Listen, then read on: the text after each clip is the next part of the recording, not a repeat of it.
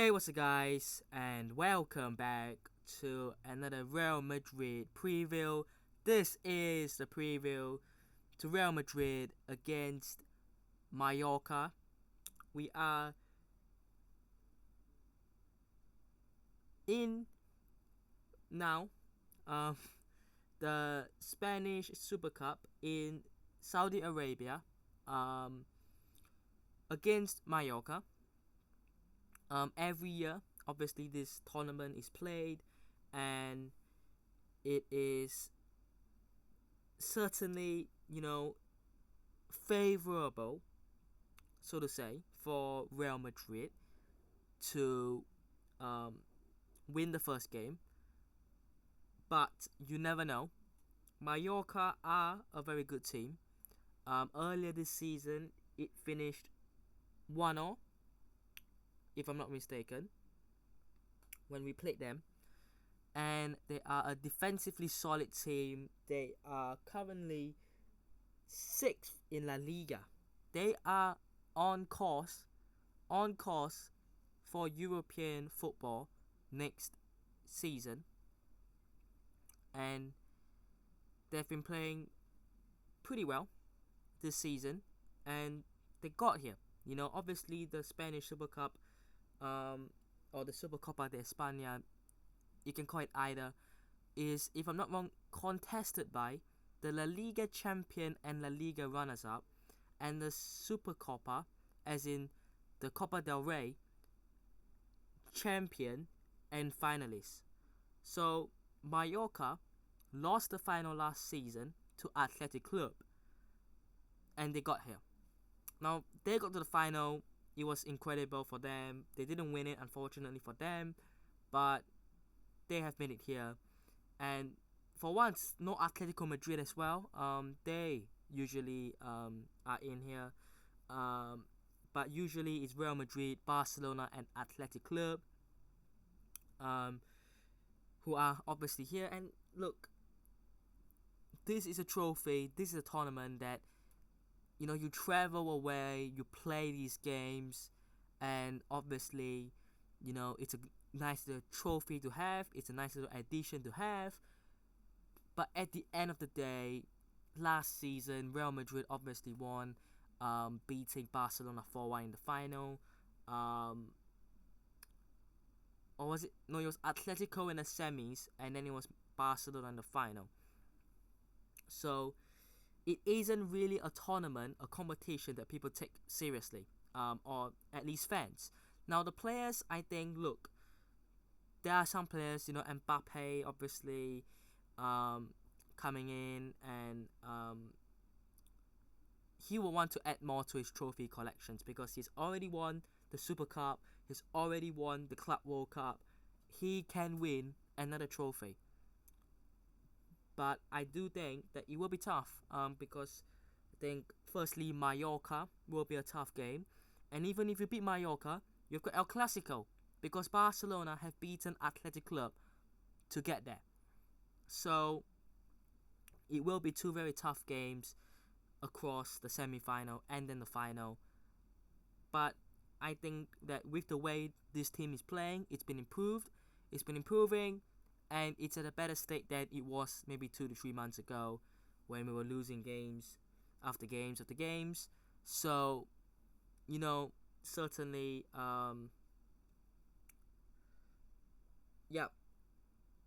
winnable.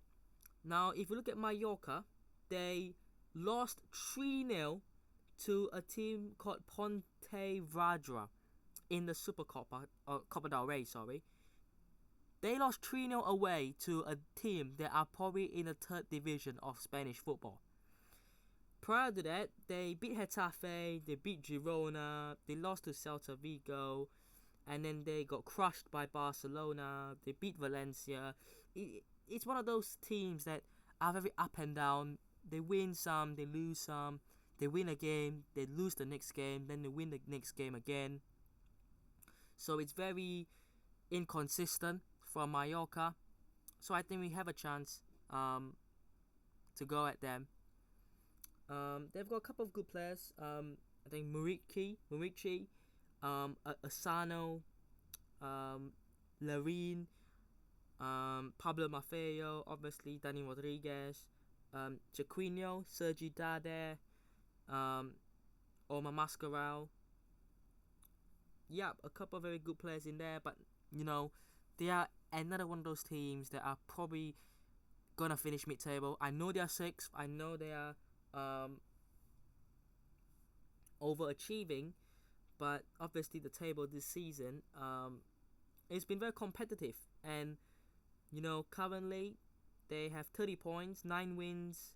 They're doing pretty well, but you know, look, they've played 19 games.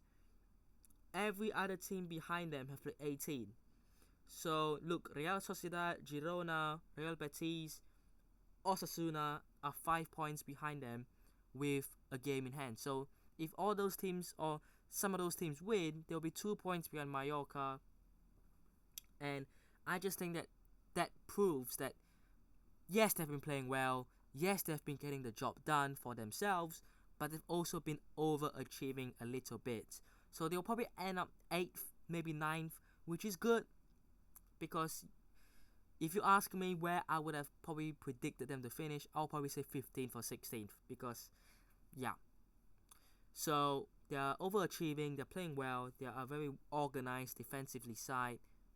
It's going to be tough. But let me just go through the starting 11. Nothing extraordinary. It's the best team you can fill up right now. Courtois in goal. The back four, David Alaba is back in the squad list, but I wouldn't start him. Let him get back into it. You can bring him on. Alaba can come on, but I wouldn't start Alaba. Fran Garcia played well against Deportivo Minera. I know it's not, wow, a big team, but he played well. Rudiger, Tchouaméni, Vasquez, yep. And the midfield, Algo Camavinga, Valverde, Bellingham. And the front line, Vinicius Jr. and Mbappe Rodrigo. Obviously, Vini Jr. has a 2-game ban, but that only applies to La Liga. So he will miss Las Palmas and Real Valladolid. So 2 games out for him for that. But this is the strongest 11 you can go out with. Go. Because I think with this team right now, strongest 11, go out there, play. Real Madrid, I think, can win. Lastly, score prediction. I'm going to go Real Madrid to win. Real Madrid 3, Mallorca 0. I'm going to say it confidently, but we have had some very tough games against Mallorca across the years, the last couple of years at least. And it's not going to be easy, but let's see. Hope you guys have enjoyed today's video. Hit the button instead, subscribe to the channel on already, and I'll see you guys in the next one. Peace.